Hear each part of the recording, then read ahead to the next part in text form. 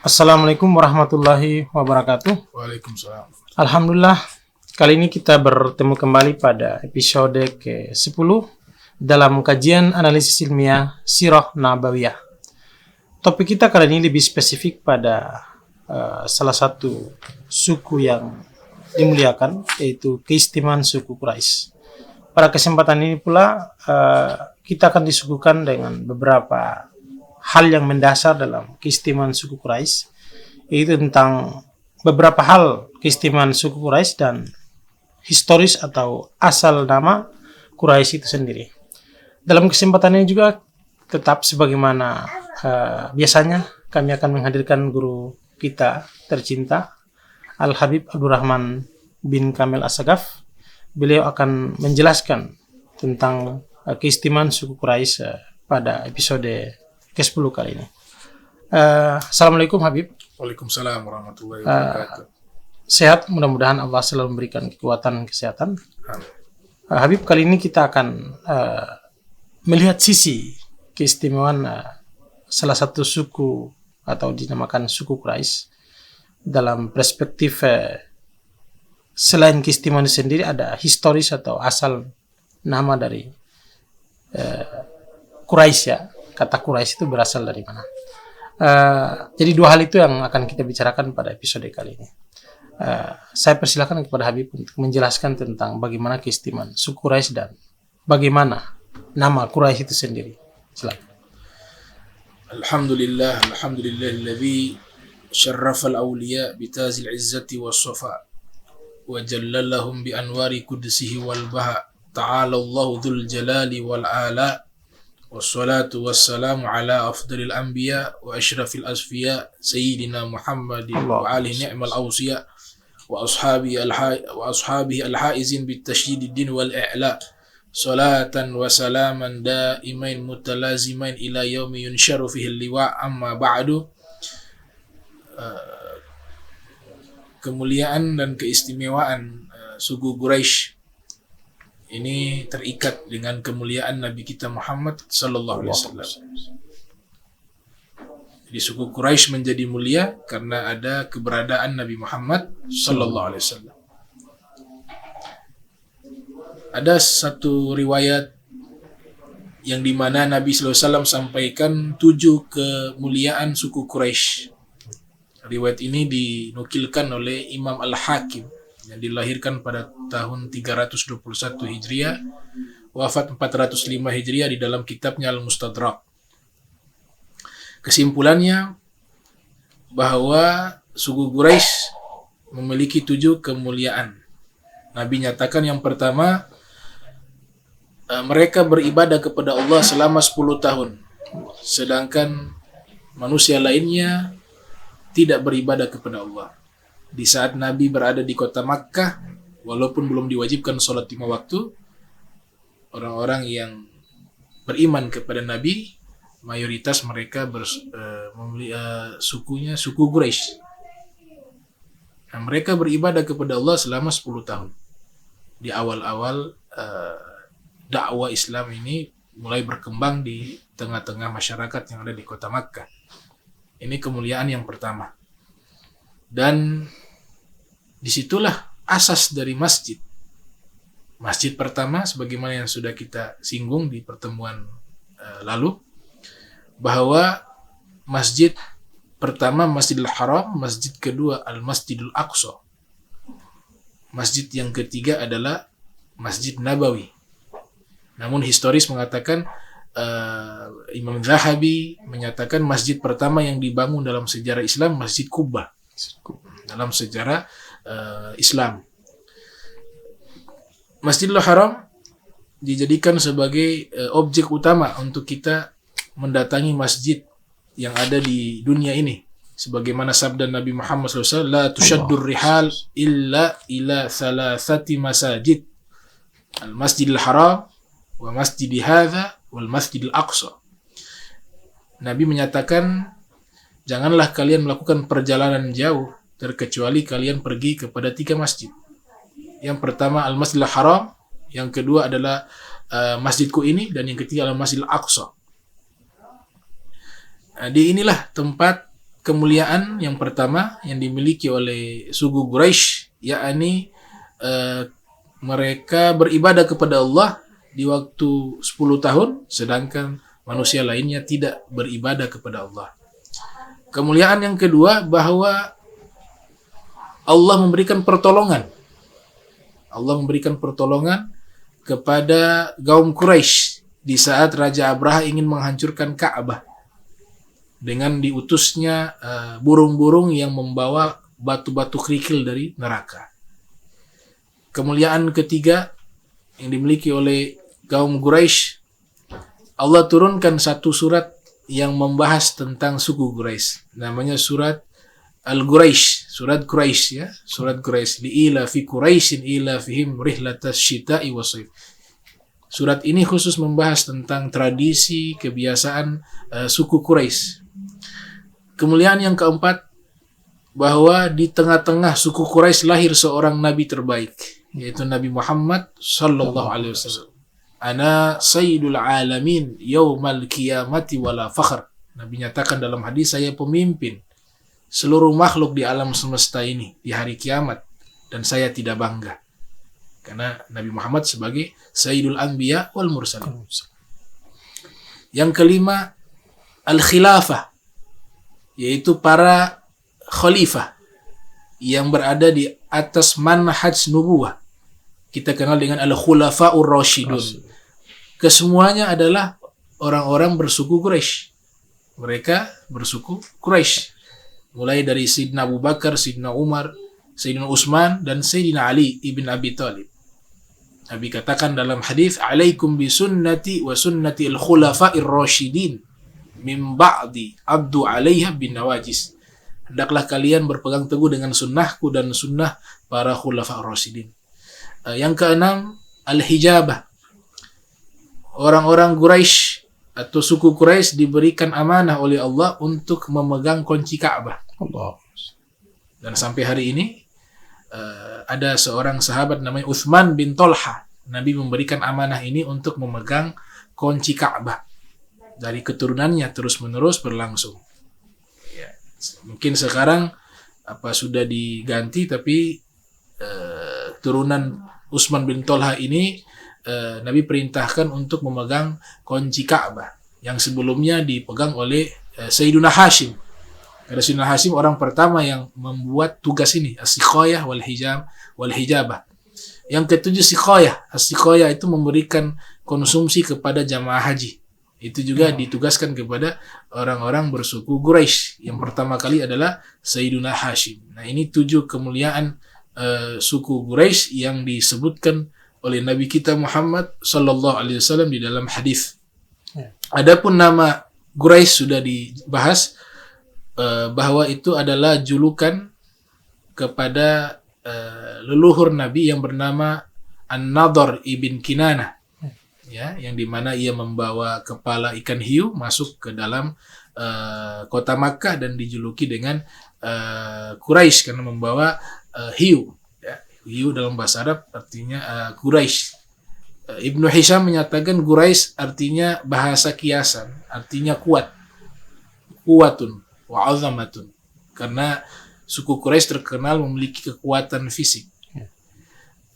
Sebagian ulama mengatakan yang pertama kali diberikan gelar Quraisy inilah nisbat kepada Qusay, karena beliau adalah tokoh yang menyatukan seluruh suku Quraisy. Gobail-gobail dari turunan Nabi Ismail yang ada di Makkah disatukan oleh beliau, sehingga beliau dijuluki dengan Quraisy yang bermakna menghimpun dan menyatukan. Sebagian lagi ulama mengatakan Quraisy dari kata takrish, yaitu keuntungan di dalam berniaga, karena orang-orang Quraisy memiliki keutamaan terutama di dalam perniagaan, di dalam perdagangan, sehingga ayat li'ila fi Quraisyin ila fihim rihlatash syita'i wasayf itu menceritakan tentang perjalanan dagang. Itu tradisi dan keunggulan suku Quraisy. Nah, ini makna daripada nama suku, ya, Qabilatu Quraisy atau suku Quraisy. Nah. Menarik. Dari penjelasan tadi ada satu hal yang saya simak menarik di sini ada keistimewaan dari sisi kultur atau budaya Quraisy sendiri. Bagaimana gambaran keistimewaan lebih spesifik pada kultur? Terus yang kedua, ada keistimewaan lain dari sisi ekonomi ya, yang nampak itu ada perdagangan. Apakah keistimewaannya karena memang yang faktor kedua selain budaya, faktor berdagang sini, apakah memang nilai-nilai yang diajarkan oleh Nabi itu sudah terpatri dalam kehidupan Quraisy sebelum Nabi berada tentang ya masalah dagang sih? Ya mungkin dua hal tadi ya. Iya. Jadi suku Quraisy kan diistilahkan jahiliyah. Jahiliyah artinya bodoh. Ya. Sebenarnya istilah ini artinya bukan pada masa itu suku yang paling bodoh, yang paling jahil, yang paling melakukan tindakan-tindakan yang di luar batas kemanusiaan. Itu ada di suku itu, tidak. Jahiliyah di sini, di suku-suku lainnya juga lebih jahil. Ada Romawi yang mereka jauh daripada nilai-nilai kebaikan. Jadi Allah memilih Nabi Muhammad terlahir di kota suci tersebut karena memang di zaman itu ya, sekali lagi di zaman itu memang nilai-nilai kebaikan dari suku Quraisy itu masih banyak.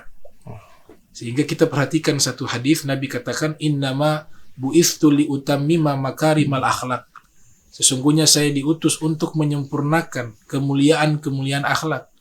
Kata menyempurnakan artinya akhlaknya sudah ada. Ya, bukan tidak ada akhlak. Mereka sudah memiliki akhlak-akhlak mulia. Tradisi-tradisi, kultur-kultur yang baik sudah mengakar di suku Quraisy. Ya. Nabi hadir untuk menyempurnakan akhlak itu. Jadi nilai-nilai akhlak sudah ada. Kultur-kultur yang baik sudah ada. Seperti kita lihat mereka mentradisikan akikah. Akikah itu tradisi. Anak yang lahir sebagai bentuk syukur, mereka sembelih itu hewan, dihadiahkan kepada berhala, kemudian sebagian disedekahkan. Nah, ada nilai-nilai yang baik ini dipertahankan oleh Islam, nilai-nilai yang tidak baik dihapus oleh Islam. Mereka punya kultur juga ikramu dhaif, sangat memuliakan tamu. Al-wafa, sangat menepati janji, tidak pernah mengingkari janji.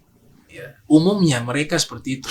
Ya, kita tidak bicara secara keseluruhan, tapi umumnya seperti itu. Kemudian jauh dari berbohong dan punya hubungan kekeluargaan yang sangat kuat antara suku. Jika mereka ada satu suku itu sangat cinta kepada sukunya terhadap bangsanya.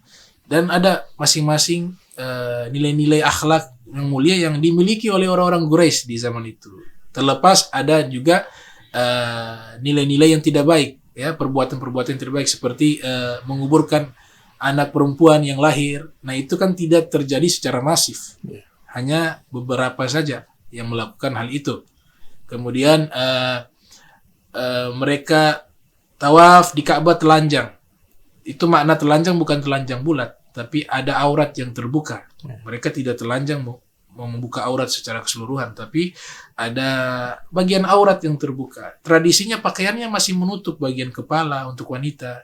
Ya, hanya bagian dada terbuka, tapi tidak telanjang betul-betul vulgar, tidak. Ya, jadi ada tradisi-tradisi baik, kultur-kultur yang baik masih mengakar di tengah-tengah suku Quraisy, maka Allah mengutus Nabi Muhammad untuk menyempurnakan. Berbeda dengan bangsa Romawi yang memang nilai kebaikannya tidak ada. Sehingga memang Allah memilih Nabi diutus bukan di tempat tersebut, tapi Nabi diutus di kota Makkah, kota suci Makkah, karena masih banyak nilai-nilai kebaikan, kultur-kultur kebaikan yang hanya ingin yang nantinya Nabi hanya ditugaskan menyempurnakan. Dan kedermawanan juga terkenal di kalangan mereka. Kedermawanan. Banyak tokoh-tokoh yang musyrik, mereka punya sifat dermawan. Memberikan makan kepada fuqara wal masakin. Setiap hari memotong unta 1 ekor untuk dibagikan kepada fuqara wal masakin. Bahkan kedermawanan mereka disebutkan di dalam beberapa kitab tarikh, itu untuk semut pun mereka berikan makanan. Gitu. Makanan khusus untuk disedekahkan kepada semut. Nah, ini nilai-nilai kebaikan, kultur-kultur yang baik yang dimiliki oleh suku Quraisy. Nah. memang tadi keistimewaan kan nampak pada aspek-aspek sosial ya, seperti salah satunya adalah bagaimana mengistimewakan tamu, itu perilaku sosialnya. Kemudian dari perilaku individualnya ya sangat menepati janji dan sebagainya. Kira-kira nilai-nilai Quraisy ini dia melekat sampai dengan sekarang ya secara sosial. Bagaimana hubungan nilai-nilai ini ketika Rasulullah hadir di tengah-tengah Quraisy? Pada saat Rasulullah, apakah hadir pada saat lahir sampai pada saat beliau dinobatkan sebagai Rasulullah? Ketika beliau dinobatkan sebagai Rasul, bagaimana hubungan kekuatan keistimewaan itu apakah semakin meningkat dan apakah ada wujud-wujud yang nampak ketika Rasulullah sebagai Rasulullah pada saat di tengah-tengah suku Quraisy? Ya. Tentunya kehadiran Nabi Muhammad SAW justru menyempurnakan kebaikan-kebaikan yang masih ada di tengah-tengah suku Quraisy. Bahkan ada yang memang tidak baik, dengan adanya Nabi Muhammad berubah menjadi baik. Nah, ini penilaian bukan secara komprehensif keseluruhan bahwa selama-lamanya suku Quraisy itu baik. Sama halnya dengan suku-suku lainnya. Ada sekelompok yang baik dari suku tersebut, tapi ada juga oknum yang tidak baik, dan itu juga terjadi. Tapi kalau kita berbicara dalam konteks di saat Nabi Muhammad SAW diutus, itu sebelumnya banyak orang-orang Quraisy yang masih mempertahankan nilai-nilai moral, etika, dan akhlak. Walaupun mereka tidak beragama. Mereka penyembah berhala. Ada sebagian mereka mengikuti agama Nabi Ibrahim. Ada sebagian mereka mengikuti agama Nasrani. Ya, mereka juga diwarnai dengan corak-corak agama tersebut. Ya. Jadi berjalannya waktu sama dengan suku-suku lainnya. Ada yang baik, ada yang tidak baik. Tapi umumnya suku Quraisy, apalagi yang memang bernisbat kepada Nabi Muhammad SAW, terlebih lagi di zaman Nabi Muhammad SAW, itu nilai-nilai kebaikan ini masih ada, sehingga Nabi menyempurnakan lagi. Adapun yang tidak baik, Nabi mendidik mereka menjadi baik dengan pendidikan agama, dan kebaikan akhlak di dalam agama Islam itu universal, dia lebih luas. Dimanapun tempat kita menggunakan nilai-nilai kebaikan, nilai-nilai akhlak, nilai-nilai budi pekerti ataupun moral ataupun etika ataupun adab dengan menggunakan standar agama Islam, maka itu akan selalu cocok di setiap tempat. Karena ini ilmu diajarkan oleh Allah Subhanahu wa Ta'ala kepada manusia yang paling berakhlak, yaitu Nabi kita Muhammad Sallallahu Alaihi Wasallam. Yang terakhir, bisa dikatakan peradaban nilai-nilai sosial yang begitu indah itu kita bisa menjadikan suku Quraisy sebagai semacam panutan. Bisa dikatakan seperti itu. Untuk panutan kita bisa melihat yang mana yang untuk cocok untuk dijadikan panutan. Saya katakan tadi, suku Quraisy tidak semuanya baik. Sama dengan suku-suku lainnya. Ada yang baik, ada yang tidak baik. Tapi suku ini punya kemuliaan karena kenapa? Karena Nabi Muhammad. Nabi Muhammad terlahir dari suku Quraisy. Keturunan Nabi Muhammad juga suku Quraisy. Makanya ada satu pernyataan dari Nabi, jangan kalian mendahulukan orang-orang Quraisy, fatahliku, maka kalian akan binasa. Itu kan tarbiyah dari Nabi. Kita diperintahkan menghormati karena ada hubungan secara genealogi dengan Nabi, dan ada hubungan secara kesukuan karena Nabi Muhammad sukunya suku Quraisy gitu. Jadi secara empiris atau sosiologis sama dengan suku-suku lainnya, tapi dalam beberapa aspek memiliki kemuliaan khusus. Apalagi yang mereka bernisbat kepada Bani Hashim, yang lebih spesifik dari nasab tersebut. Nah, kebanyakan mereka di zaman Nabi, mereka adalah orang-orang yang baik. Nabi datang menyempurnakan akhlak mereka. Itu. Adapun menjadikan panutan, kita bisa membuat standar mana yang layak untuk kita jadikan teladan, dan mana yang tidak layak untuk kita jadikan teladan. Tapi perintah untuk mencintai secara umum kepada suku Quraisy itu ada perintah dari Nabi. Tentunya suku Quraisy yang beriman kepada Allah, suku Quraisy yang baik, dan secara khusus ada perintah mencintai kerabat-kerabat Nabi kita Muhammad sallallahu alaihi wasallam dan turunannya. Qul la as'alukum alaihi ajra illal mawaddata fil qurbah. Turunlah ayat yang menyatakan, katakanlah wahai Nabi Muhammad kepada umatmu bahwa aku tidak minta upah dari apa yang aku ajarkan kepada kalian, tapi yang aku minta satu, al mawaddata fil qurbah. Itu rasa cinta kepada kerabat. Itu ditafsirkan oleh para mufassirun, yaitu kerabat Nabi Muhammad sallallahu alaihi wasallam. Alhamdulillah, cukup menarik perjumpaan kita pada episode 10 ini, di mana fokus kita membahas tentang keistimewaan suku Quraisy. Keistimewaan suku Quraisy itu tidak bisa lepas dari keberadaan Rasulullah sallallahu alaihi wasallam sebagai sosok teladan, sosok manusia yang paling mulia. Demikian kita mengakhiri episode kita pada kesempatan ini tentang keistimewaan suku Quraisy pada episode 10. Jangan lupa like dan subscribe, dan kita akan melanjutkan pada episode-episode selanjutnya. Silakan tonton dan tetap berada pada channel YouTube Habib Abdurrahman Ternate. Demikian, Assalamualaikum warahmatullahi wabarakatuh. Waalaikumsalam warahmatullahi wabarakatuh.